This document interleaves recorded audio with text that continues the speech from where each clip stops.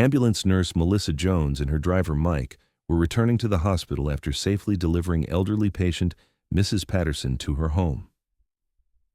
It was a quiet Tuesday afternoon, and Mike had turned on the radio, playing soft music. "Melissa, today was an easy day. We didn't get any emergency calls," he said with a relaxed voice. While organizing paperwork, Melissa noticed the blue sedan ahead of them beginning to drift off the road lines. The car first swayed slightly, then began veering more noticeably into the left lane. "Mike, look at the car ahead of us. Something's happening to the driver," she said with concern. At that moment, the blue sedan lost control and crossed into oncoming traffic, colliding horrifically with an approaching truck. The sounds of screeching metal and shattering glass filled the air. Mike immediately pulled over and parked the ambulance at the accident scene. "Melissa, this looks really bad. Both people are trapped," he said in panic. But Melissa was already getting out of the ambulance because those sounds of metal collision and trauma scenarios were not foreign to her. As she approached the accident scene, her entire movement changed. Her walk changed. Her assessment method was different, as if she had become a completely different person. And in the next 20 minutes, everyone at the accident scene would learn who Melissa Jones really was. Because some people wear nurse uniforms but actually learn to save lives on battlefields. Welcome to Hidden Legends. Before diving into this incredible story, tell us in the comments what city you're watching from and hit that subscribe button. Melissa Jones was Metro General Hospital's most reliable ambulance nurse. The 33-year-old woman with light brown hair had been working at the same institution for 4 years. She delivered perfect performance every shift, systematically organizing emergency medical supplies and maintaining perfect coordination with paramedics. With her light brown hair always neatly pulled back, Melissa displayed a professional but compassionate approach toward patients. Her brown eyes carefully monitored every emergency case, and the steadiness of her hands gave confidence to the patient transport team. Melissa's ambulance team consisted of experienced paramedic Mike Rodriguez and young technician Lisa Park. Mike was a reliable 45-year-old paramedic with 15 years of experience, specialized in emergency medicine. Lisa was a meticulous 26-year-old technician who had been working at Metro General for 3 years. Melissa's equipment management was distinctly different from her colleagues. She would check medical instruments as if preparing for a war zone. She would organize emergency supplies as if preparing for a critical operation. "We're just an ambulance crew, Melissa, not special forces," they would joke. Melissa Jones had joined the Army at age 19. When she joined the Army, she chose the Battlefield Surgeon program. After basic military training, she was selected for specialized surgical training. The Army's Battlefield Surgery program was an intensive 22-month surgical training process. Surgery under enemy fire, saving lives with limited resources, surgical operations in war zones. Melissa ranked in the top 2%. "A battlefield surgeon is not just a medical specialist," her training commander had said. "You are the person making life and death surgical decisions. You will operate on wounded soldiers even under bomb explosions." The most challenging part of her training was surgical operations in combat zones. Surgery under enemy attack, complex surgical interventions with minimal instruments. Melissa had gained extraordinary abilities in these areas. In her first deployment, she was at an advanced surgical unit in Afghanistan, surgical operations in war zones, operating on wounded soldiers after explosive attacks. Melissa's most critical intervention was saving a sergeant severely wounded in a rocket attack. In her second deployment, she was with a combat surgical support team in Iraq. Surgical support in urban warfare, emergency surgical interventions after insurgent attacks. The techniques she learned during these deployments were methods never used in civilian hospitals. Her third deployment was classified surgical operations on the Syrian border. Surgical assistance in special operations, medical support for elite units. Melissa had now reached surgical expert level under all geographical and operational conditions. Over 10 years, Melissa had successfully completed 178 critical surgical operations. So why had she left the Army to become a nurse? This story was more complex. PTSD, adjustment issues, civilian life challenges. Melissa's transition hadn't been easy. High-stress medical work felt familiar, but civilian procedures were different, and this tension would explode today. After being discharged in 2020, Melissa had transitioned to the civilian healthcare sector. She had used PTSD rehabilitation, adjustment counseling, and career transition support. Ambulance nursing had been an ideal choice. When Metro General Hospital hired her, she was overqualified. Nursing degree, 10 years of military surgical experience, battlefield surgery certification, but the hiring committee hadn't asked detailed questions. "I've always wanted to work in emergency medicine," Melissa had said, and this time she was completely sincere. Daily work was easy compared to battlefield surgery, patient transport, emergency intervention, basic medical support. But Melissa was doing much more. She evaluated every case from a battlefield surgeon's perspective. "Melissa, how do you understand emergency medical procedures so well?" her colleague Lisa would say. "Observation," Melissa would reply. "Every case is educational." When the Tuesday afternoon shift began, Metro General Hospital was having a quiet day. The ambulance crew had only done routine patient transport since morning. Melissa and Mike had done 3 routine transports since 8 a.m.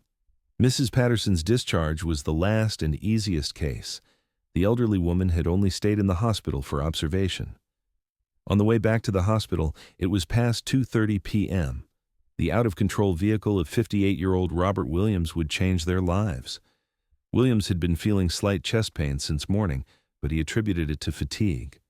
He and his wife Margaret were returning from a doctor's appointment. Margaret had noticed her husband's pale face. "Robert, are you okay?" "You look very pale," she had said. Robert suddenly felt sharp pain in his chest while behind the wheel. He couldn't breathe. There was numbness in his left arm. "Margaret, I feel terrible," he stammered. At that moment, a massive heart attack began. Robert lost consciousness and his car went out of control. While organizing paperwork, Melissa noticed the blue sedan ahead of them beginning to make strange movements. The car was drifting from the road lines, veering left. "Mike, the car ahead of us," Melissa said, but couldn't finish her sentence.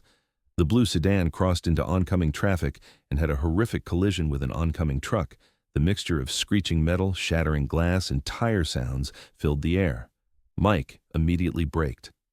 "Jesus! Melissa, this looks really bad!" Melissa was already getting out of the ambulance. Those sounds were not foreign to her. They were sounds she had heard on battlefields: metal fragments, broken glass, human screams. As she approached the accident scene, Melissa's entire body language changed. She was no longer an ambulance nurse. She was Staff Sergeant Melissa Jones. At the accident scene, there were 2 vehicles. The blue sedan had taken heavy damage, its front completely crushed. The truck driver was slightly injured, but standing. Melissa ran to the sedan. There were 2 people inside. The driver was lying unconscious, his face pale, not breathing. The woman next to him was conscious, but bleeding from her leg. "Mike, get the emergency medical supplies. 2 people in critical condition," Melissa shouted. Mike was surprised. The authority and commanding tone in Melissa's voice was something he had never heard before. Melissa checked the driver. No pulse, no breathing, no consciousness. Massive heart attack. "Mike, I'm starting CPR. Get the defibrillator ready." At the same time, she assessed the woman next to him. "Ma'am, what's your name? Can you talk to me?" "Margaret Williams. My husband Robert. Is he okay?" the woman asked in pain. "Margaret, we're taking care of Robert. You're injured in your leg. I'm going to help you." This was the multiple casualty management she had learned on the battlefield, managing multiple critical patients simultaneously. "Mike, apply CPR to Robert. Chest compressions 30, breaths 2. Lisa, control the bleeding in Margaret's leg." Melissa assessed Robert's condition. Massive myocardial infarction, cardiac arrest. Emergency intervention was needed. "Lisa, place defibrillator pads on Robert. Mike, stop CPR, charging, 200 joules. Clear, shock." Robert's body jumped. Heart rhythm was checked. Still a systole. Robert, can you hear me?" Melissa opened Robert's eyelids to check pupils. Pupils dilated, brain oxygen at critical level. "CPR again. Mike, Continue rescue breathing. Lisa, establish IV access. Now. Melissa checked Robert's pulse. Nothing. We're losing him. Margaret, talk to your husband. Let him hear your voice. Margaret cried out. Robert, I'm here with you. Please fight. The kids are waiting for you. Second defibrillator preparation. 300 joules. Everyone stand back. Charging. 300 joules. Clear. Shock. Robert's body jumped more forcefully. Melissa immediately checked for pulse. Wait. Melissa pressed her fingers to the artery in Robert's neck. There. There's a pulse. Robert's eyelids trembled slightly. His lips began to move. Robert, can you hear me? Melissa leaned close to Robert's face. Robert slowly opened his eyes. Margaret, he whispered in a weak voice. He's alive! Robert is alive! Margaret screamed through tears. This moment was the most dramatic in Melissa's 4-year nursing career. A man had returned from death. Melissa's hands were working on 2 different patients simultaneously. On one hand, she was focused on Robert's heart rhythm. On the other hand, she was controlling Margaret's bleeding. Margaret, keep talking to me. It's very important for Robert to hear your voice, Melissa asked while applying pressure to Margaret's leg. Robert, I love you. Please don't let go. The grandkids are waiting for you. Margaret was shouting through tears. Robert's heart rhythm on the monitor began to become irregular.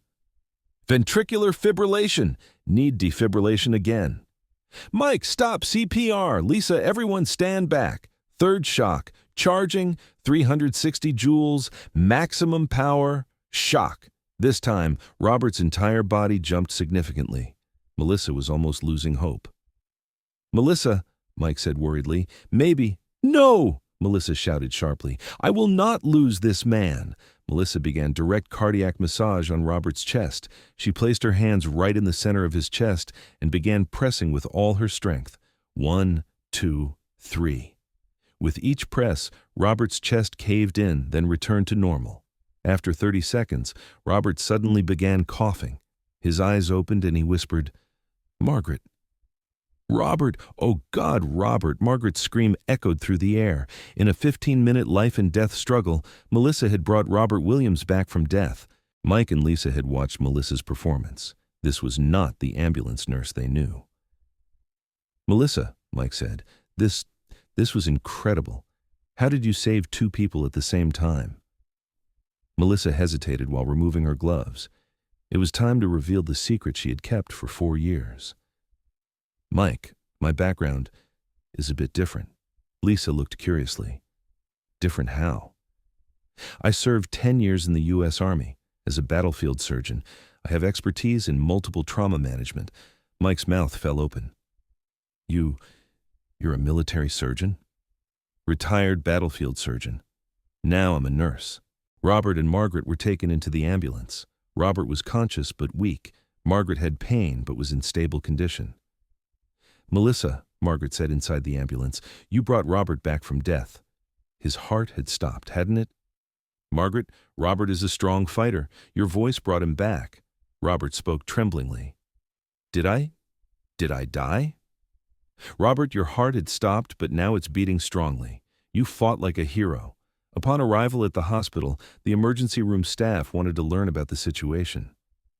Dr. Williams, the emergency department chief, knew Melissa. Melissa, what happened? Dr. Williams asked. Driver suffered massive MI, lost consciousness while driving. Post-accident cardiac arrest, 15 minutes resuscitation, defibrillator applied 3 times, returned to sinus rhythm at the last moment, currently stable but critical. Dr. Williams was surprised. 15 minutes resuscitation, and it was successful? Yes, direct cardiac massage was required. At the same time, arterial bleeding in his wife's leg was controlled. Melissa, this is a miraculous rescue. Dr. Williams examined Melissa's report.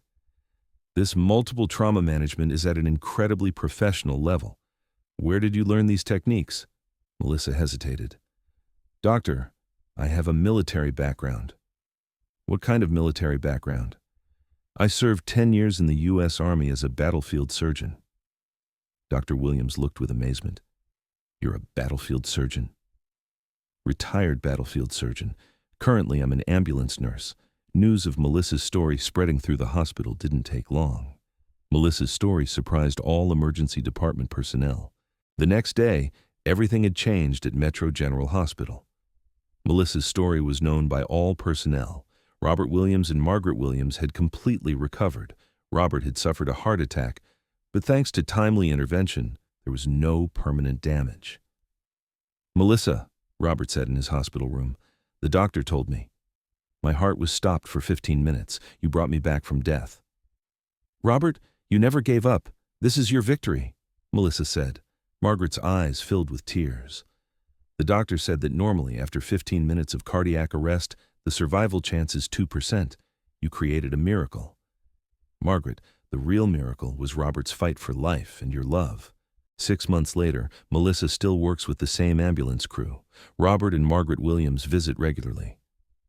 "Melissa," Robert said during his last visit, "we pray for you every day. You gave me a second chance at life." "Robert, your fighting spirit impressed me that day. You never gave up." One day, Mike asked Melissa, "Do you ever regret leaving your military career?" Melissa looked out the ambulance window. The city streets, normal people, civilian life. "No, Mike. For 10 years I protected soldiers. Now I protect civilians. Same mission, just different location." As their ambulance returned to the hospital, Mike turned on the radio. Soft music began playing. "Melissa," Mike said, "you're our hero." Melissa smiled. "Mike, we're all heroes to each other because we're here every day to save lives. If this story moved you, share it, subscribe, and let these important veteran stories continue. See you in the next legend. And remember, the next ambulance call you encounter might involve healthcare personnel with military backgrounds you never knew about. Real heroes change their uniforms but never stop serving.